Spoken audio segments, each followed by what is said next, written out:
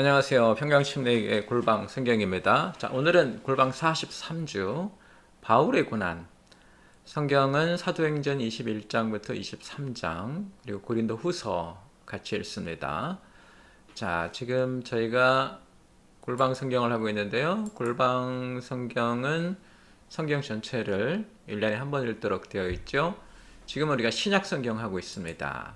신약 성경은 크게 세 부분으로 나눠지는데요. 예수님의 사역, 우리 7주간 공부하고요. 교회 사역 역시 7주간, 그리고 가르침 5주간에 걸쳐서 신약 성경 전체를 같이 봅니다.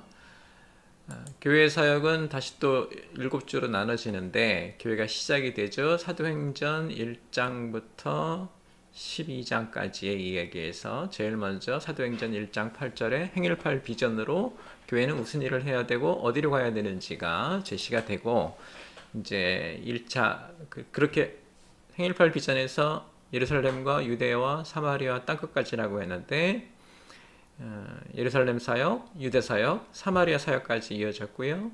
이제 사도행전 13장부터 안디옥 교회 중심으로 사도 바울, 바나바 이런 선교자들이 사역을 시작하면서 1차 땅끝 전도, 그리고 2차 땅끝 전도, 3차 땅끝 전도까지 했죠. 자, 1차 땅끝 전도에서는 유대인이라는 벽을 넘어서서, 그래서 1차 땅끝 전도가 끝난 다음에 예루살렘 공회의가 열리게 됐죠. 그리고 2차 땅끝에서는 하나님이 사도 바울을 유럽으로 인도하셨죠. 그래서 아시아의 벽을 넘은 것이고, 3차 땅끝 전도의 특징은 에베소에 있었던 두란노 서원, 양육한다. 교회는 양육을 전문으로 한다라는 것을 우리가 보았고요. 자, 이번에는 이제 바울이 3차 땅끝 전도를 마치고 예루살렘으로 돌아와서 거기서 체포돼서 재판을 받고 로마로 가게 되는 까지의 과정을 우리가 보게 될 거고요.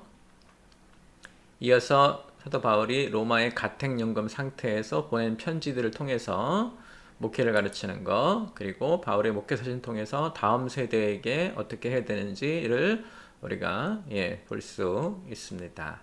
자, 이제 바울의 고난 시간적 배경은요. 바울이 예루살렘에서 고난을 겪을 때는 58년경이고요. 고린도후서는 56년에 보낸 거로 되어 있는데, 제가 이제 같이 읽는 이유는 당시에 이제 사도 바울이 겪었던 어려움, 고난을 같이 보기 위해서죠. 자, 공간은 사도 바울이 붙잡힌 곳이 예루살렘이고요. 죄인으로 이송된 가이사랴 지역, 여기가 이제 항구예요. 여기서 이제 로마로 가기 때문에 이쪽으로 이동됐고, 여기에 이제 총독이 와 있었죠. 그 다음에 이제 고린도 교회 편지를 보내기 때문에, 자, 지도를 보시면 지금 이게 3차 땅끝 전도 여행인데요. 에베소에서 두란노 서원 기억하시죠? 이렇게 사역을 하고 돌아올 때 여기서 이제 제자들이 말렸죠. 예루살렘에 가지 마셔라. 지금 유대인들의 그런 반감이 크기 때문에 위험하다. 사도 바울이 눈물에 마지막 설교를 하고 예루살렘으로 돌아오는, 요렇게. 그 다음에 예루살렘에서 체포가 돼서요, 가이사라로 가게 되는데 여기가 항구예요. 여기서 이제 이 바다를 통해서 로마로 가게 되는 거죠. 그래서 예루살렘이 이스라엘의 그런 중심지였지만 식민지 시대에는 가이사라에 총독도 와 있었고, 여기가 또 중심지처럼, 왜냐하면 로마를 자주 왔다 갔다 해야 되기 때문에 그렇습니다. 그래서 가이사라가 중요한 지역으로 오게 됩니다. 자, 이제 우리가 사회적 배경을 좀 봐야 되는데요. 예루살렘에서 야고보 중심으로 교회가 활발한 사역을 하곤 했지만 교회 안팎의 유대 율법주의자들의 압박 때문에 어려움을 겪었죠. 일단 유대인들이 교회를 싫어했고요. 그다음 유대인 중에서도 기독교를 믿고 교회에 들어온 사람들도 아직도 율법을 갖고 있었기 때문에 복음과 율법에 첨예한 대립. 이게 근데 1차 전도 여행 때도 우리가 예루살렘 공회의에서 크게 부딪혔었는데요. 지금도 마찬가지예요. 변하지 않았다고요. 계속해서 이게. 그래서 예루살렘 공회의 통해서 야고보 목사님이 이렇게 하자라고 한마디 했다고 모든 게 바뀌는 건 아니에요. 교회 전체가 바뀌기에는 시간이 많이 필요했고요. 그래서 우리가 항상 알아야 되는 게 시간이 필요합니다. 다른 말로 하면 성장이라고 말을 합니다. 교회를 다니고 예수님을 믿기 시작했죠. 그럼 우리가 바로 구원받았다고 선포하는데 그 다음에 뭐가 필요한가? 시간이 필요합니다. 뭐가 필요하냐면 성장이 필요해요. 그것이 내 몸 안에, 내 영혼 안에 들어와서 완전히 익을 때까지 시간이 필요해요. 교회도 마찬가지였어요. 이미 1차 전도 여행 때 이것 때문에 크게 대립했고 예루살렘 공회의를 통해서 회복이 결정이 된 것처럼 보였지만 지금 3차 전도 여행이 끝나고 사도 바울이 예루살렘으로 돌아왔을 때도 아직까지도 교회 내부에서도 이제 아직도 수런수런거림이 있었고 교회 밖에 있는 유대인들은 바울을 죽이지 못해서 안달을 했고 이렇게 이스라엘의 신앙 주류가 이제 율법주의자들이었죠. 이 대립은 끝이 없었고요. 굉장히 어려웠습니다. 교회 안에서도 여러 가지 어려움이 있었고 또 우리가 이제 이 과를 통해서 알 수 있는 게 초기 교회의 내부 갈등이 상당했다. 일단 우리 고린도 전서를 통해서 고린도 교회가 자기들끼리 싸웠다는 거 우리가 기억을 하죠. 세상 지혜를 믿고 그런데 고린도 후서에서는 이들 중에 이제 많은 사람들이 사도 바울과 대결을 벌려요. 그러니까 교회가 어떤 모습을 갖고 있었다. 초대교회, 초기교회가 자기네끼리도 싸웠고 자기를 가르친 스승과도 대결을 벌였고 근데 이제 정확하게 말하면 스승이라고 말하기 어려운 게 교회 안에 이제 여러 영향을 받았거든요. 여러 그 순회 설교자들이 왔다 갔다 했고 그 사람들의 영향을 받았기 때문에 자 초기 교회 내부 갈등 상당히 크게 진행되고 있었다. 이렇게 우리가 그래서 결국 뭐가 중요하다? 교회가 세워지는 것도 중요하지만 그 교회를 가르쳐서 하나님이 원하시는 교회로 만드는 것 대단히 중요하다. 우리가 알아야 합니다. 자, 성경은 사도행전 21장부터 23장이 기본이고요. 그것에 이제 같이 고린도 후서를 읽게 되어 있습니다. 물론 본문의 길이는 고린도 후서가 더 길지만 이야기의 뼈대는 사도행전에서 그래서 보시면 알겠지만 우리가 신약 성경을 배우면 예수님의 삶을 따라가고 그 다음에는 교회의 삶을 따라가죠. 그래서 복음서와 사도행전이 기본 뼈대를 이루고요. 거기에 이제 그렇게 사역을 했던 사도 바울이 보냈던 편지가 그 시기에 맞춰서 들어가면서 같이 읽어서 우리가 이렇게 전체 신약 성경을 보는 것입니다. 고린도 후서까지 같이 볼 거고요. 고린도 전서에서 사도 바울이 가르치는 편지를 보냈는데도 해결이 안 됐기 때문에 두 번째 편지 고린도 후서를 보냈고 물론 이제 고린도 후서는 사실은 두 통의 편지라고 우리가 보고 있긴 한데 어떻든 간에 고린도 후서를 보냈고 이것으로 인해서 교회 안에도 여러 가지 어려움이 있었고요. 사도 바울도 이것 때문에 마음 아파했고 디도를 보내서 어떻게 됐는지 교회를 직접 보고 싶어 했고 소식을 듣고 싶어 했고 그랬습니다. 그러니까 이 사도 바울이라는 목회자가 선교 여행을 가서 교회를 세워놨는데 그 교회가 사도 바울과 싸우는 거예요. 그러니까 대단히 힘들었죠. 심적으로 얼마나 힘들었겠어요. 목회를 하시면 교회 안에 한두 사람이 불만을 말하고 목회자에게 해도 잠이 안 올 정도로 염려가 되고 걱정이 되고 그런데 자기가 세워놓은 교회가 자기에게 이렇게 하는 것에 사도 바울이 너무 힘들어했죠. 그래서 우리가 교회의 그 고난, 사도 바울의 고난을 말할 때 고린도 후서를 빼놓을 수가 없습니다. 자, 이제 성경 이야기는요. 바울이 받은 고난, 그러니까 예루살렘에 돌아와서 당한 고난, 그걸 사도행전 중심으로 읽고요. 이제 고린도 후서를 통해서 위로가 있으리라는 말씀과 사도 바울의 언약은 어떤 것인지 새 언약에 대한 이야기를 하고 그 다음에 고린도 교회에 있었던 사람들에 대해서 바로잡을 것들에 대해서 얘기하면서 사도 바울이 본인은 어떤 사람인지 이렇게 성경 이야기 보도록 하겠습니다.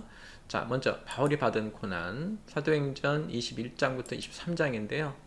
예루살렘에 돌아왔죠. 그렇게 제자들이 말렸는데 사도 바울은 예루살렘에 대한 하나님의 비전이 있었기 때문에 돌아왔죠. 야고보에게 도착해서 했던 사역을 설명하고 교회가 환영을 합니다. 그런데 야고보가 어떤 권면을 하냐면 유대인들이 매우 못마땅하게 여기니까 바울을 교회 내에서도 그렇고 교회 밖에서도 그렇고 괜히 이상한 일 만들지 말고 유대인의 결례를 행하는 게 어떻겠느냐. 사도 바울이 받았죠. 그렇게 하겠다. 교회가 그렇게 권고했고 사도 바울이 그렇게 해서 머리도 깎고 성전에 가서 이제 필요한 날짜만큼 결례를 행하고 있는데 그때 아시아에서 온 유대인들이 바울이 성전 안에 이방인과 함께 있다. 바울이 데리고 온 건 아닌데요. 바울이 기도하는 중에 이방인이 옆에 있었어요. 그것을 보고 이 사람들이 아시아에서 온 유대인들이 바울이 이방인을 데리고 성전 안으로 들어왔다. 성전을 더럽혔다.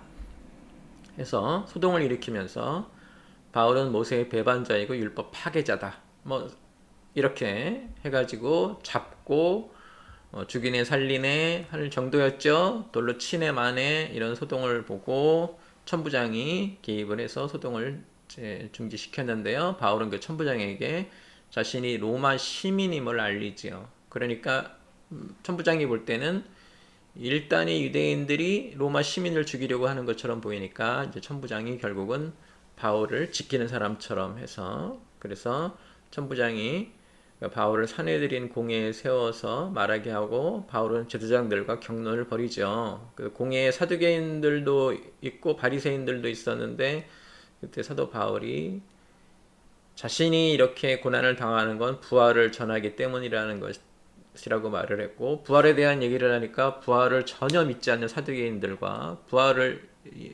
이제 그 받아들이는 바리새인과 또 말다툼이 일어나서 큰 소동이 되고 결국은 재판은 진행되지 않고 바울은 천부장에 의해서 이제 가둬지게 되는데 그날 밤에 하나님이 바울에게 로마에 가서 말씀을 증거하라는 환상을 주시죠. 이제 로마로 가야겠다는 비전을 받은 것이죠. 자, 이 유대인들의 문제는 율법에 집착한다는 것이죠. 우리가 이제 제가 자꾸 여러 번 말씀드리는데 바리새인을 먼저 말할 필요가 있어요.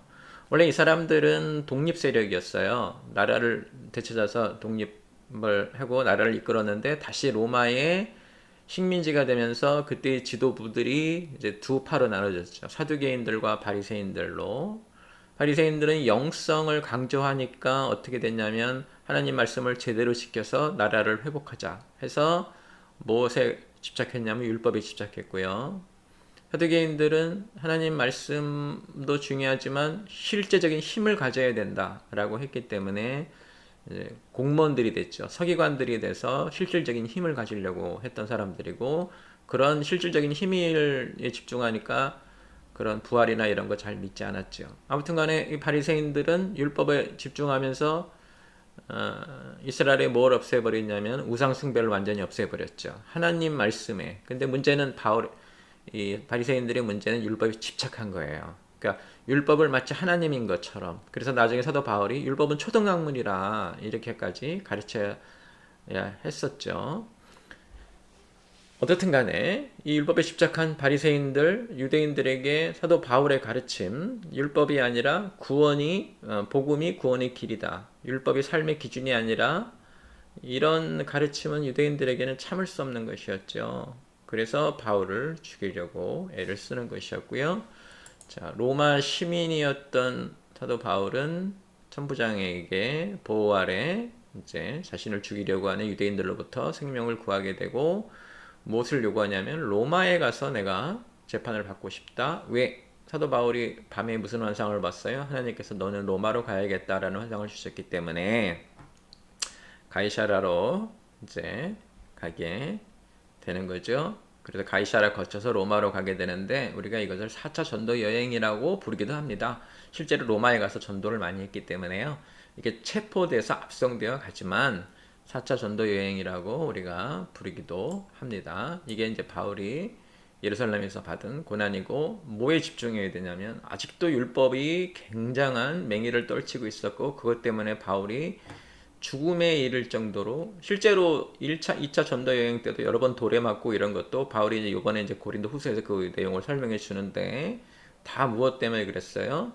유대인들이 율법주의자들 때문에 그랬죠. 또는 이제 에베소 교회에서 보듯이 우상 숭배하는 자들한테도 바울이 고난을 당했고요. 이런 고난 속에 있었고 이제 우리가 이어서 그 고린도 후서를 같이 볼 텐데요. 바울의 고난이 어떤 모습으로 있는지. 자, 고린도 후서 1장과 2장에 보면은 기본적으로 바울이 교회와 갈등을 겪죠. 그러니까 바울이 겪은 고난은 외부적으로는 유대인들, 교회 내부에서는 유대 기독인들, 그 다음에 지금 이제 문제가 되는 것은 교회 안에 있는 갈등, 교회 안에 분파주의로 인한 갈등이 고린도 전서에 나와 있었고, 지금은 바울의 가르침을 잘 이해하지 못한 사람들과 바울이 싸우는 교회와의 갈등, 이렇게 되게 대단히 복잡한, 제가 자꾸 말씀드리지만 초대교회에 대한 환상 버리세요. 교회는 다 똑같습니다. 지금 오늘날도 교회들이 여러 가지 어려운 문제로 어려움을 겪는데 우리가 부족해서 그런 게 아니라요. 우리가 인간이라서 그래요. 제가 부족한 것을 더 강조하는 이유는 이렇게 우리가 자꾸 성장해야 된다는 것이죠. 그래서 교회에 너무 이상한 기대, 환상 갖지 마시고요. 이런 실질적인 문제를 해결해 나가면서 성장해야 된다는 것에 더 관심을 가지셔야 됩니다. 고린도 교회는 정말 말을 안 들었죠. 그래서 바울이 다시 편지를 보내서 이들에게 아주 혹독한 말을 하기도 했고, 본인이 가서 직접 방문해서 가르치기도 했지만 상황은 좋아지지도 않았고, 또 이런 상황을 극복하기 위해서 다시 편지도 보내고, 그래서 편지의 시작부터 사도 바울은 뭘 하는가? 고난에 대해서 이야기를 하죠. 바울은 이 고난에 대해서 이야기하면서 하나님을 뭐라고 표현하냐면 위로의 하나님이라고 해요. 하나님이 교회를 위로할 것이라고 하는데 뭐라고 표현하냐면 고난이 넘칠수록 위로도 넘치게 될 것. 또 바울 자신도 많은 고난을 당하였으나 하나님이 주시는 위로로 견디었으니까 고린도 교회가 지금은 고난을 당하지만 위로를 받게 될 것이라고, 그래서 소망을 가지라고 말을 했죠. 왜 이게 중요하냐면 고린도 교회에 준 바울의 그 격려에서 바울이 고난을 어떻게 대하는지를 볼 수가 있는데요. 바울은 고난에 절망하지 않고 하나님이 주시는 위로로 견뎌내죠. 삶은 고난입니다. 그리고 그리스도는 이 세상 권세를 쥐고 있는 악으로부터 고난을 받을 수밖에 없죠. 그래서 우리는 좌절하기도 하고 실패하기도 합니다. 그런 우리를 하나님은 위로하시죠. 위로는 뭐냐면 상처받은 영혼을 치료하는 거예요. 위로가 뭐냐면요. 어떤 일이 생겼어요. 우리에게 불행한 일이. 그러면 우리는 어떻게 되기를 원하나? 그 일이 회복이 돼서 원상태가 되기를 원하는데요. 위로는 뭐냐면 원상태를 안 시켜주고 우리의 마음을 더 강하게 해주신다는 거예요. 물이 엎질러졌는데 그 물을 도로 담아주시는 게 아니라 엎질러진 물에 대해서 낙심하고 있는 우리의 마음을 치료해 주셔서 이겨내게 하는 게 위로예요. 그러니까 듣기에는 되게 좋은 말이지만 실제적으로는 상당히 어려운 일이죠. 위로 받으시기 바랍니다. 이게 뭐예요? 하나님이 원 상태로 돌려주시지 않을 겁니다. 일어난 일에. 그러나 당신의 마음은 이 고난이 일어나기 전으로 회복될 수 있습니다. 라고 하는 거예요. 어떻게 보면 잔인한 것일 수도 있어요. 그런데 사도 바울이 보고 있는 고난에 대한 인식이 그렇다고요. 하나님이 우리를 어떻게 할 것이다? 위로하실 것이다. 내가 크게 어려움을 당하는데 그 어려움은 해결이 안 돼요. 그러나 나의 마음과 나의 영성은 어려움 받기 이전처럼 강건해진다. 이게 위로예요. 그래서 위로가 대단히 중요한 것입니다. 고난을 당하는 악에게 지지는 말아야 되죠. 고난은 회복될 수 있는 상처일 뿐이고요. 있어서는 안 될 일이 아니고 위로받아서 해결할 수 있는 일이에요. 그래서 사망의 골짜기를 걸을 때도 하나님이 우리를 잊지 않으시고 위로하시는 것을 잊지 말고 견고한 회복의 소망을 가져야 되겠죠. 자, 바울은 문제를 일으켜서 근심하는 사람들 때문에 갈등이 더 커질 것 같아서 교회 방문하지 않겠다고 하고 교회에게 이제 말을 하죠. 그리스도의 향기, 우리는 모두 그리스도의 향기이니까 그렇게 살라 하는 얘기를 우리에게 전해 줍니다. 자, 이어서 이제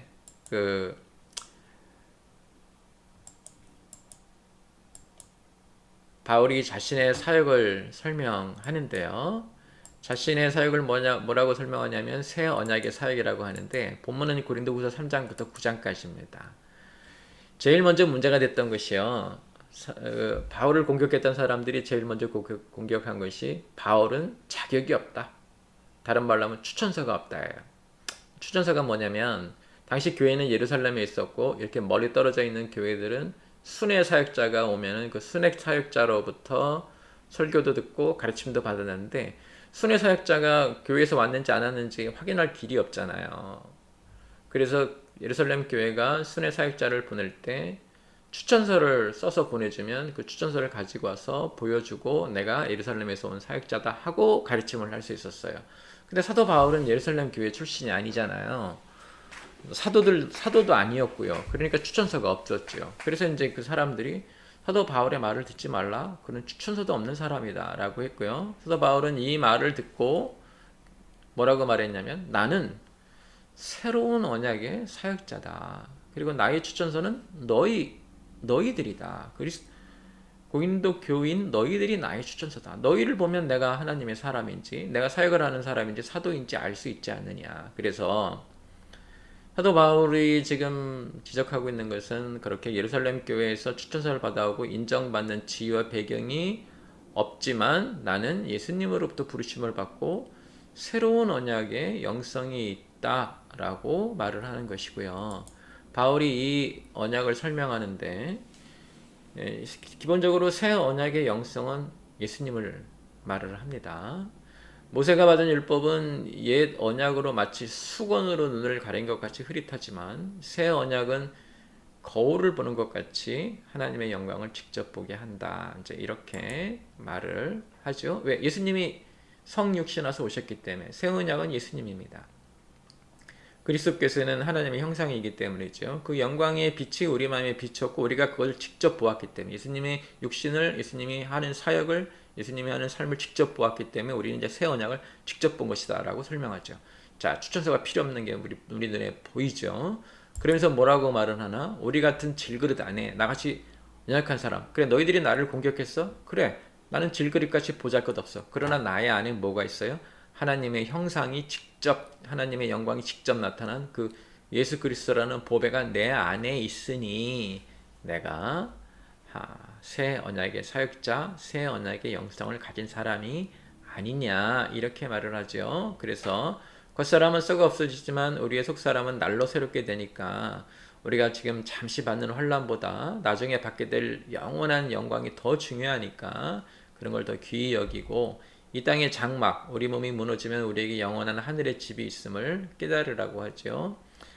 바울이 우리가 그리스도 안에서 새 피조물, 새 것이 되었다고 말을 하면서 우리가 하나님과 화목해 되었고, 그래서 우리는 어떻게 해야 돼요? 하나님의 자녀로 거룩한 삶을 살아야 되고, 또 이렇게 이제 교회를 권면하는 중에 디도가 고린도 교회를 보고 와서 고린도 교회가 회개했다는 소식을 전하게 되고 바울이 이를 기뻐하죠. 그래서 사도 바울이 이제 이 사람들에게 무엇을 권면하냐면 너희가 회복했다니 내가 기쁘다. 너희도 다른 교회들처럼 마게도니아에 있는 교회들처럼 지금 어렵고 힘든 예루살렘 교회를 위해서 연보를 하라 해서 가난한 자를 도우라고 하고요. 이때 이제 헌금에 대해서 가르치죠. 기독인의 헌금은 예수님이 우리에게 거저 주신 사랑과 희생에 대한 신앙적 응답이라고 볼 수 있고요. 바울은 출애굽 때 우리가 받았던 만나의 예를 들어서 많이 거둔 자도 남지 않냐고 적게 거둔 자도 모자라지 아니하니까 가난한 자를 돕기를 촉구하죠. 각자에게 만족할 만하게 올 테니까 너희가 가지고 있는 것으로 가난한 자를 도우라는 것이죠. 적게 심는 자는 적게 거두고 많이 심는 자는 많이 거둔다는 원리로 헌금에 대해서 가르치는 것을 우리가 볼 수 있습니다. 자, 이제 이어서 사도 바울이 그 거짓 사도들에 대해 바로잡으라는 말씀을 가리키는데 고린도후서 10장부터 13장입니다. 이 거짓 선지자들은 바울을 의심하게 했죠. 바울은 말솜씨도 안 좋다, 외모도 안 좋다, 뭐 눈도 안 좋다. 아까 말한 대로 일단 추천서가 없을 뿐만 아니라 만나서 말을 해보면 어눌하다 등 여러 가지 공격을 했어요. 그래서 바울이 뭐라 그러냐면 내가 담대히 그들과 싸울 것이다. 그러면서 좀 듣기는 뭐하겠지만 내 자랑을 하겠다. 왜? 나의 자격을 너희들이 좀 알면 좋기 때문에. 그래서 바울이 자기가 어떻게 살아왔는지 얘기를 해주죠. 그걸 통해서 우리가 바울의 사역이 얼마나 고단했는지 바울이 어떤 자격을 갖고 있는지 우리가 알 수 있죠. 바울은 너희는 외모만 보고 있다고 말하고 내가 편지로 보냈을 때 너희들이 말을 들었지만 만나서 말하면 내가 말이 좀 어눌하고 잘 못해서 의심하는 것 같은데 편지 쓴 사람이 바로 나다.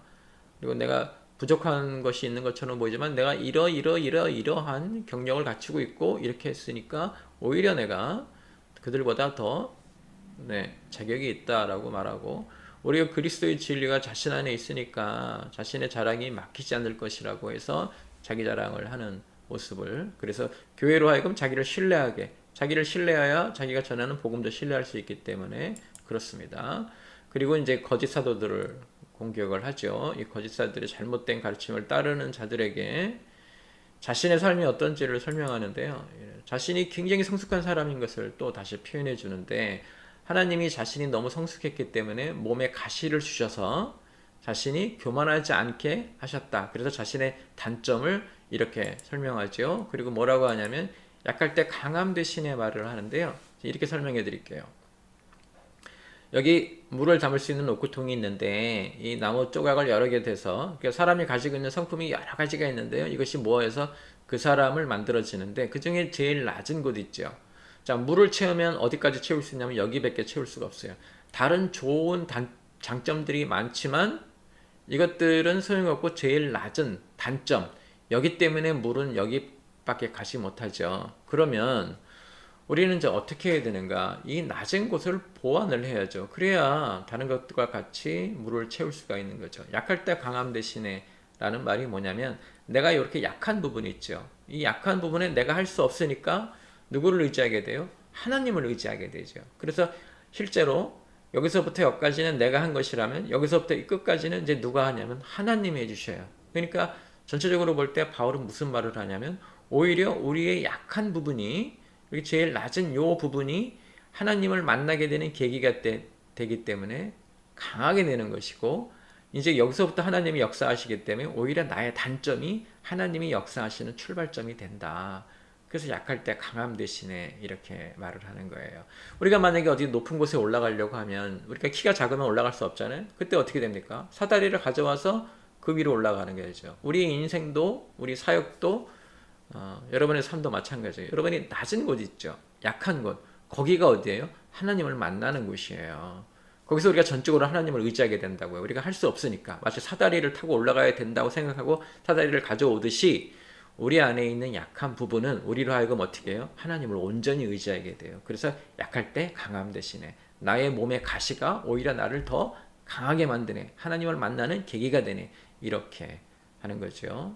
그래서 이 가시는 사람들을 겸손하게 만들고 겸손해졌기 때문에 하나님을 의지하게 돼서 약할 때 강함이 되는, 이게 우리가 받는 위로와도 똑같습니다. 여러분 삶에서 여러분 부족한 부분 있죠? 단점, 그 약한 부분, 거기가 어디예요?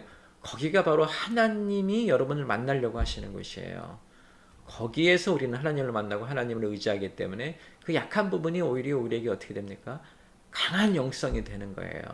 그래서 우리가 하나님의 위로를 받는 것이고요. 몸에 있는 가시가 소중한 것이 됩니다. 이제 이렇게 우리가 사도 바울의 고난에 대해서 살펴봤는데요. 이제 고린도후서 13장에는 사도 바울이 개인적인 편지를 전하고 교회에 폐를 끼치 않겠다고 하면서 교회가 바로 서기를 소망을 하죠.